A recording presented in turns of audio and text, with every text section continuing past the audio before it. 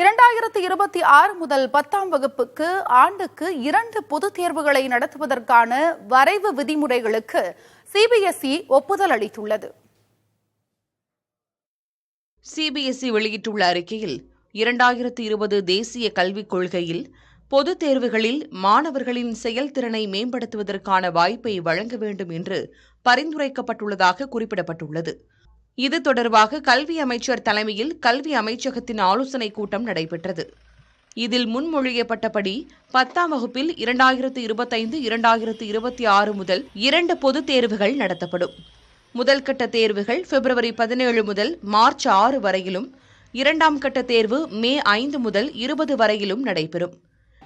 பிப்ரவரி மாதம் தேர்வுக்கான விண்ணப்பங்களை அவங்க அந்த கல்வியாண்டின் தொடக்கத்தில் செப்டம்பர் மாதங்களே கூட அவங்க விண்ணப்பிப்பாங்க. அப்பவே அவங்க சொல்லிடணும் முதல் தேர்வையும் 2வது தேர்வையும் ரெண்டையும் எழுதுறாங்களா அப்படின்னு சொல்லி அதற்குண்டான கட்டணத்தையும் அவங்க கட்டிடணும். முதல் தேர்வு எழுதினவங்க தான் 2வது தேர்வு எழுதலாம். இந்த 2 தேர்வுல பெறக்கூடிய மதிப்பெண்ல எந்த மதிப்பெண் சிறந்த மதிப்பெண்ணோ அந்த மதிப்பெண்ணை எடுத்துக்கொள்ளலாம் என்கின்ற வகையில அவங்க சொல்லியிருக்காங்க. இது உள்ளபடியே கேட்பதற்கு மாணவர் நலன் சார்ந்ததாக தெரிந்தால் கூட இது உள்ளபடியே மாணவர் நலன் சார்ந்தது கிடையாது. ஒரு கல்வி ஆண்டுல முழுமையாக அந்த மாணவர்கள் படிப்பதற்குண்டான அந்த பாட வேலை என்பது இந்த இடத்துல சுருங்கும். வேலை நாட்கள் சுருங்குது. இந்த மாணவர்கள் பயிற்சி மையத்தை நோக்கி தள்ளப்படுவது ஒரு பக்கம், 2 தேர்வுக்குண்டான கட்டணத்தை கட்ட வேண்டிய ஒரு நிர்பந்தத்திற்கு இந்த மாணவர்கள் தள்ளப்படுவது என்பது 2வது. பெற்றோருக்கு கூடுதலான செலவு, மாணவர்களுக்கு மன அழுத்தத்தை அதிகரிக்குமே தவிர இது நிச்சயமாக மாணவர்களுக்கு மன அழுத்தத்தை குறைக்காது. நீங்க பாத்தீங்கன்னா பிப்ரவரி 2nd வீக் அப்படின்னா ஜான்வரி ஃபுல்லா நீங்க பாத்தீங்கன்னா நிறைய ஹாலிடேஸ் உள்ள மந்த்.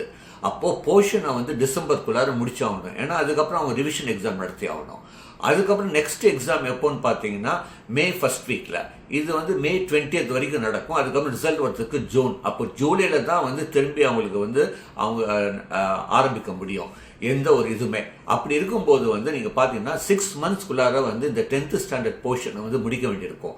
அப்போ இந்த 10th ஸ்டாண்டர்ட் போர்ஷன் 6 monthsல முடிக்கணும் அப்படின்னா ஒரு மாணவர்களுக்கு ஒரு சாட்டர்டே கூட ஹாலிடே இருக்கிறதுக்கு வாய்ப்பு ரொம்ப கம்மி.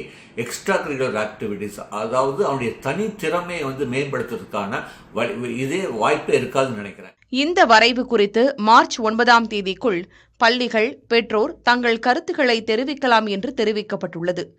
இதன் பிறகு கொள்கை இறுதி செய்யப்படும் என்று சிபிஎஸ்இ தெரிவித்திருக்கிறது. 2 தேர்வுகளும் முழு பாடத்திட்டத்தின்படி நடத்தப்படும் என்றும் தெரிவிக்கப்பட்டுள்ளது. தேசிய கல்விக் கொள்கை 2020 உடன் ஒத்துப்போகும் வகையில் இருமுறை நடைபெறும் தேர்வு முறை துணைத் தேர்வாகவும் நடைபெறும் என்று கூறப்படுகிறது. இதன் மூலம் மாணவர்கள் மன அழுத்தமின்றி தேர்வை எதிர்கொள்ள முடியும் என தெரிவிக்கப்பட்டுள்ளது. புதிய தலைமுறைக்காக செய்தியாளர் ராஜு.